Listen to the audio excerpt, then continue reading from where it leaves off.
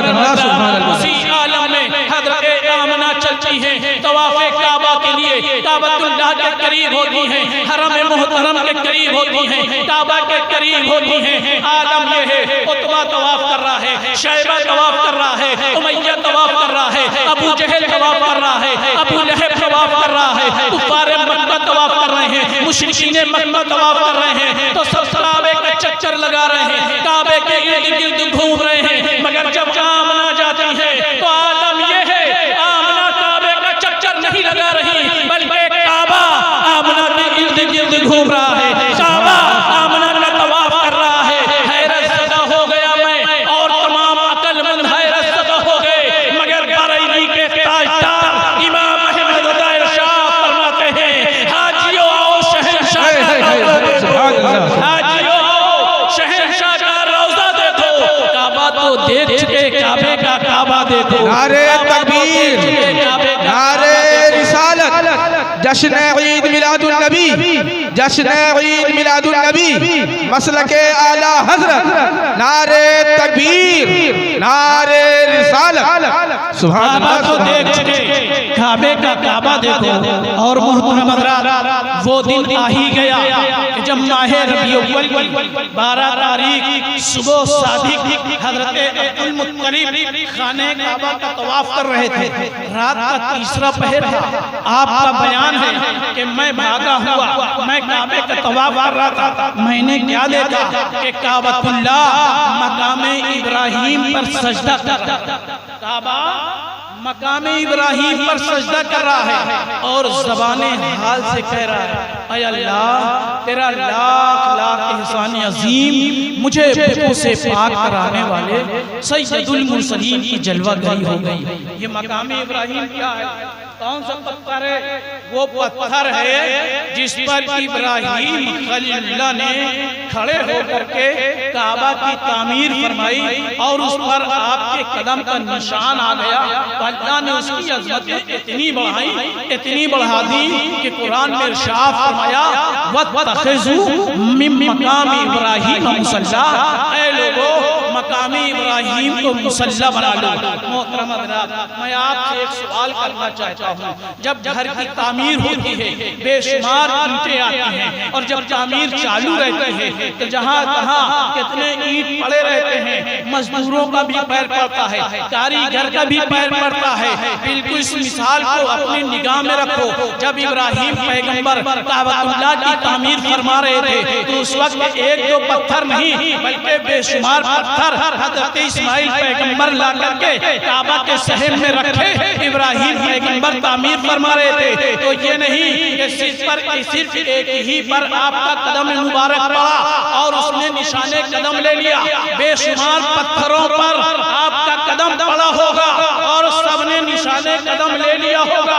मगर क्या बात है, और पत्थरों का जिक्र नहीं और पत्थरों की फजीलत नहीं और पत्थरों का तस्करा नहीं किया जा रहा, सिर्फ किया जा रहा है तो उस पत्थर था जिस पर इब्राहिम पैगंबर ने खड़े होकर के तामीर फरमाई।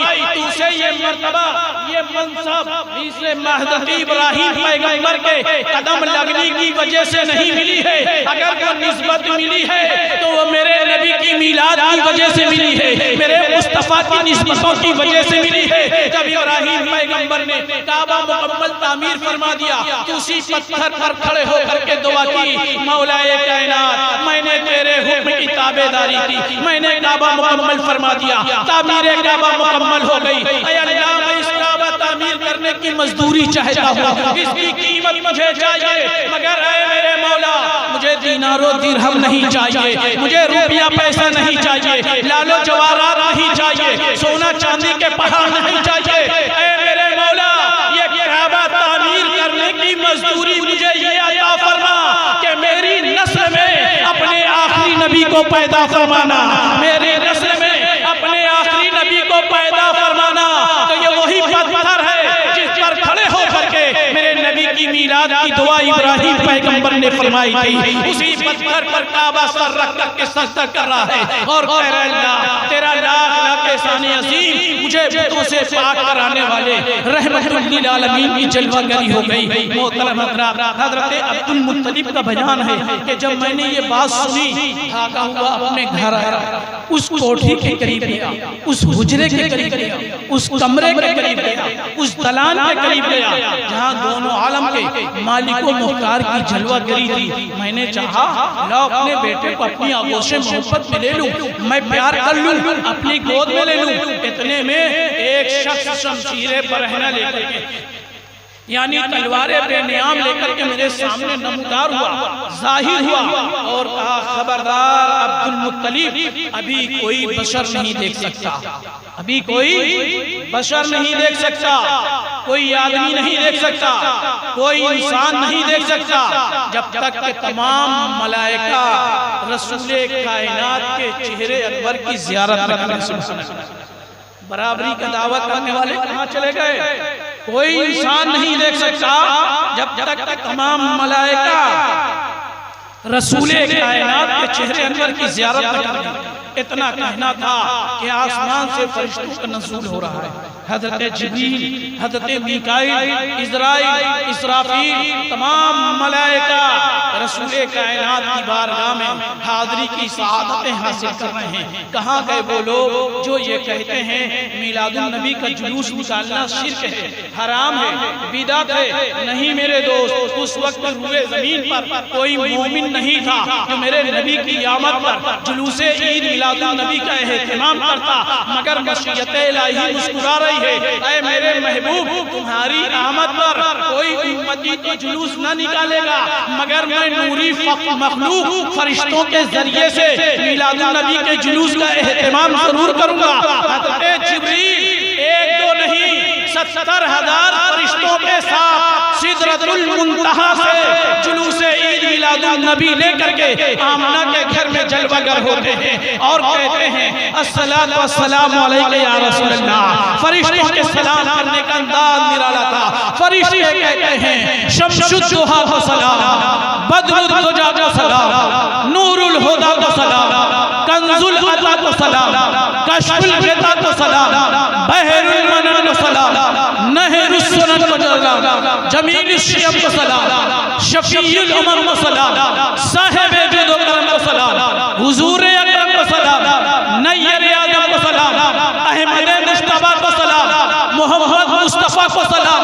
जब फरिश्ते सलाम करके वापस हो गए तो दाइया ने कहा, लाओ बच्चे को गुस्ते दे दिया जाए, लाओ बच्चे को नहला दिया जाए, पाको साफ कर दिया जाए। हमारे तुम्हारे समाज में, मोहल्ले में, घर में, सोसाइटी में, खानदान में कोई बेटा पैदा होता है तो पहले दाइया करके गुस्ते देती है, उसके बाद घर वाले लेते हैं। यही सिस्टम, यही तरीका मक्के का भी था।